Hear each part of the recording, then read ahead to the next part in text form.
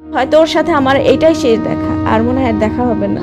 কান্না করতেছো কেন? আমি আছি, তুমি বাঁচলেও আমি আছি, তুমি মরলেও আমি যতক্ষণ জীবিত আছি আমি তোমার সাথে আছি, আমি তোমার হাত ছাড়তেছি না। 2006-এ আমার ইন্টারমিডিয়েট কমপ্লিট হয়। 2006 ইন্টারমিডিয়েট কমপ্লিট করার পরে 2007-এ আমার বিয়ে হয়। পারিবারিকভাবে বিয়ে করায় দেয়। বিয়ে করানোর পরে তখন আমার শ্বশুরবাড়িতে আমাকে নিয়ে যায়। যেই মাসে বিয়ে হয় তার পরের মাসে উনি বিদেশ চলে যান। ওনার সাথে আমি কখনোই সংসার করতে পারিনি, কিন্তু আমি কনসেপ্ট করি। আমার বেবি ওখানেই হয়। 2 বছর পরে উনি আবার আসেন, তখন আবার কনসেপ্ট করি, আমার মেয়ে হয়। কিন্তু বিদেশে গিয়ে উনি কোনো কিছু করতে পারেন নাই। উল্টা আমার শ্বশুর শাশুড়ি ওনার ঋণের বোঝা মাথায় নেন এবং আমাদের আলাদা করে দেন বাসা থেকে। তারপর আলাদা হয়ে যায়। আলাদা হয়ে যাওয়ার পর দেখি যে উনি মানে কাজে মনোযোগী না। আমার ছেলে হওয়ার পর থেকে আমি টিউশনি করি, যেহেতু উনি বিদেশ থেকে টাকা পাঠাইতেন না, টুকিটাক কথা আমাকে শুনতে হতো। তো আমি তখন থেকে স্কুলে চাকরি করি, টিউশনি করি। তারপর আমার মেয়েটা যখন পেটে আসে, ওই মেয়েটাকে আমি পেটে নিয়ে এই সব জায়গায় টিউশনি করে বেড়াই। তো আমার সেই পেশাটাই থেকে যায়। যখন আমি শনি এক রাতে আসি, চাকরি নেই, কিন্তু সে দেখা গেছে যে মানে কাজ করতে মনোযোগীই না। উনি আমাকে ভালোবাসবে, বাচ্চার সাথে থাকবে, কিন্তু কোনো খোরপোশ দিবে না।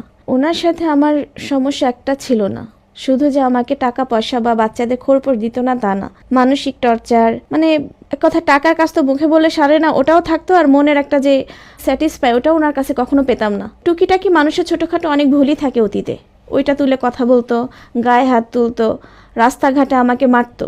আমি একজন টিচার, কিন্তু আমি যখন রাস্তা দিয়ে যেতাম, যদি দেখা গেছে যে আমার দিকে কেউ তাকাচ্ছে, ওখানে আমাকে মার শুরু করতো। আমি কেন একটু লিপস্টিক দিলাম, আমি কেন আজকে একটু পরিপাটি হয়ে বের হলাম।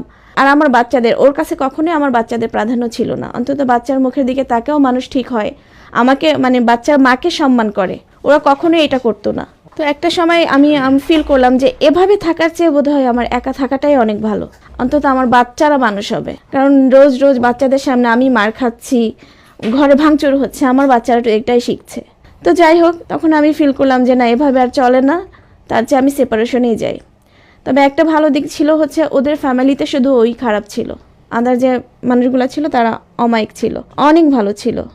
ওর মা, ওর বোন, ওর বাবা সবাই আমার সাপোর্টে ছিল।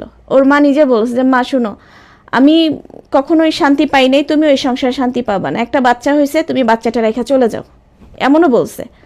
তো যাই হোক, আসলে আমি কখনো সন্তান ফেলতে চাই না। তো আমার কাছে ফিল হলো যে এভাবে আর থাকা যায় না। এভাবে 1 বছর, 2 বছর, 3 বছর যায়, প্রায় যখন 6 বছর, তখন আমি ওর থেকে আলাদা হয়ে যাই।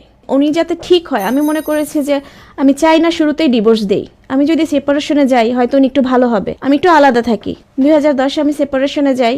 যাওয়ার পর দেখি যে না, কোনো কাজ হচ্ছে না, এতে আর অশান্তি বাড়ছে। আমার